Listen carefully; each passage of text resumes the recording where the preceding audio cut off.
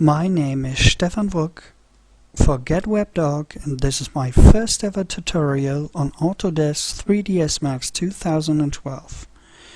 And this is about one topic I didn't find that much about. It's about putting cloth on a table. So let's have a look what we have right here. We have a table and a holodeck-like room with nothing on it. And I want to put a piece of cloth on it. So the first thing I do is switch to the top perspective. I see my table and I draw a plane which will serve as the tablecloth later on. I switch on plane and I look at the settings, the parameters. I want 40 length segments and 40 width segments. And I start drawing my plane. Now if at this point I think it's not sufficient to have these, I want more, I go to the Modify panel and I can change these numbers. Or for some strange reason, maybe I want it to be perfectly numbered. I say 1.5 to 1.5. What I can see now is that my tablecloth is underneath the table instead of hovering over it, which would be a good beginning. So I'm going to align my piece of tablecloth to my table. Switch the Align button and align it to the kitchen table. At first I want to center everything and apply this, and then I want the Z-axis to be aligned to one another, and I want both to be at their maximum. I say apply, I say OK, and that's it. Then I want my piece of tablecloth to hover a little more over the table. So that's good for starters. Next thing I want to do is rename this thing to tablecloth. It doesn't look much like a tablecloth. I want a nice material for this. So I open my material editor, a free slot. Look, I already named it tablecloth material, and I'm gonna choose a material for this. By picking the standard button, I'm able to choose from the Autodesk material library, fabric, and in this case I want plate red. I say OK, and you see it's pretty red here, although I don't see that much. I'm going to apply this to the still chosen tablecloth and have it viewable in the viewport. It doesn't look like a nice plate, so what I have to do next is choose another modifier, the UVW modifier.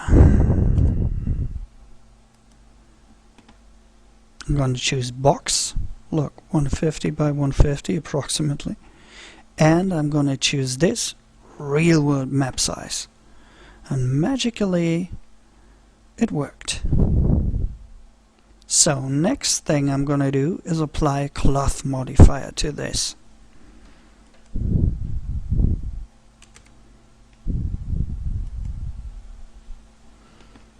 So now it has a class modifier, but it doesn't have any object properties yet.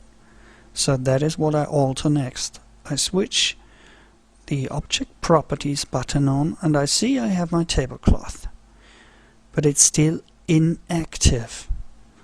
I have to tell it you are a piece of cloth, which I'll do by clicking this button, and then I choose a preset to start with. I just take the default. But right now in my simulation there's only one object. I need two objects. I need an object that this piece of cloth is colliding with. So I add an object. In this case, the kitchen table. this kitchen table is inactive right now, as you see. So I'll tell this highlighted kitchen table, you are a collision object. And I say OK. So now let's simulate what happens if I click this button. There's some kind of relation to one another, but it's not the one I thought they would have. I'm going to erase this simulation again and alter the object properties. In this case, I'm going to alter the object properties of the kitchen table. I think it needs a little more depth and it needs a little offset. Okay, let's try it like this. I'll simulate again, and as you can see, it looks pretty decent.